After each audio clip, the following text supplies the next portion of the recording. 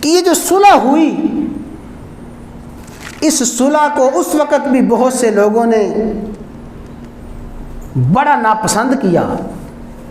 کئی بدبختوں نے اس پہ صدائے احتجاج بلند کیا۔ حضرت حسن رضی اللہ تعالیٰ عنہ کو معاذ اللہ اس حد تک کہا مذل المومنین، معاذ اللہ کہ مومنین کو ذلیل کرنے والا ہے معاذ اللہ حسن، مذل المومنین۔ کسی نے کہا عار المومنین، مسلمانوں کے لیے باعث شرم ہے معاذ اللہ حضرت حسن، مسلمانوں کے لیے ذلت کا باعث ہے، اس لیے کہ صلح کروانا جتنا عظیم عمل اور دل گردے کا کام ہے، ایسے ہی شرارتیوں کے لیے، فاسقوں کے لیے اور مفسدوں کے لیے صلح کو برداشت کرنا بھی ایسا ہی مشکل کام ہے۔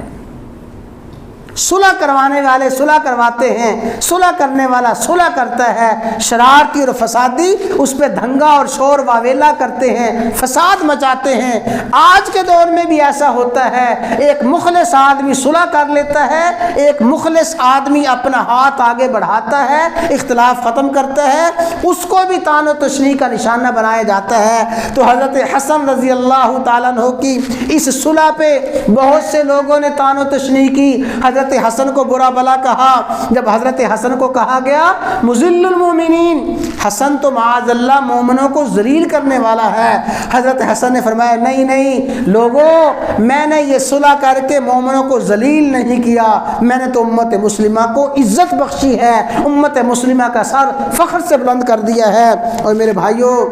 آخری بات سمجھ لیں کہ جب کوئی آدمی اخلاص کے ساتھ صلح کرتا ہے، اخلاص کے ساتھ صلح کرتا ہے اور پھر صلح میں اپنے مفادات کو قربان کرتا ہے، ظاہر ہے کہ جب ایک فریق اپنے حق سے دستبردار ہوگا تبھی صلح ہوگی، ایک فریق جھکے گا تبھی صلح ہوگی، ایک فریق اپنے مفادات کو چھوڑے گا تبھی صلح ہوگی۔ حضرت حسن رضی اللہ تعالیٰ عنہ نے اپنے حق کے خلافت کو چھوڑا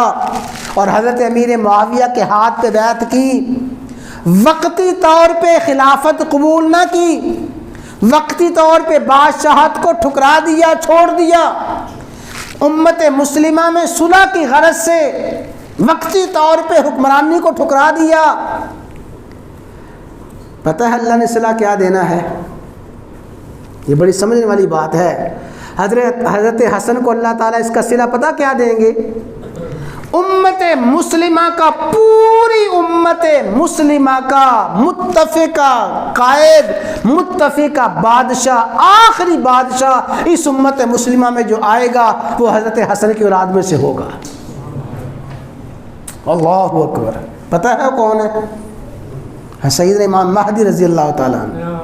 سیدنا امام مہدی رضی اللہ تعالیٰ عنہ، جن کے ہاتھ پہ پوری امت مسلمہ بیعت کرے گی اور پوری امت مسلمہ جن کو اپنا حکمران مانے گی، اور ساری کی ساری امت مسلمہ کی جماعتیں، امت مسلمہ کے لشکر، اہل حق کے سارے گروہ بلا شرکت غیر، بلا اختلاف جس کے ہاتھ پہ بیعت کریں گے، اور پوری امت مسلمہ کا جو آخری حکمران سیدنا امام مہدی ہوں گے، سیدنا امام مہدی حضرت حسن کی اولاد میں سے ہوں گے۔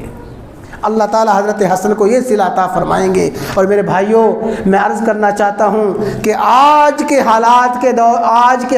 کے ضمن میں اور پوری امت مسلمہ کے اختلاف انتشار کے ضمن میں، اور حکمران جو چھوٹی چھوٹی ٹولیوں میں بٹے ہوئے ہیں، اس دور میں بھی اگر حکمرانوں کے لیے سب سے بہترین اسوہ حسنہ ہے، اسوہ حسنہ حضرت حسن کی ذات ہے۔ جس طرح حضرت حسن نے اپنے مفادات کو قربان کر کے حضرت امیر معاویہ کے ہاتھ پہ بیعت کی، جو اپنے مفادات کو قربان کرے گا دوسرے کو اپنا بڑا مان لے گا، ہو سکتا ہے وقتی طور پہ وہ جھک جائے، ہو سکتا ہے وقتی طور پہ وہ نقصان میں رہے، لیکن بالآخر جو جھکنے والا ہے، اخلاص کے ساتھ صلح کرنے والا ہے، اللہ تعالیٰ اسی کو بلندیاں، اللہ اسی کو عزتیں، اللہ اسی کو غلبے عطا فرماتے ہیں۔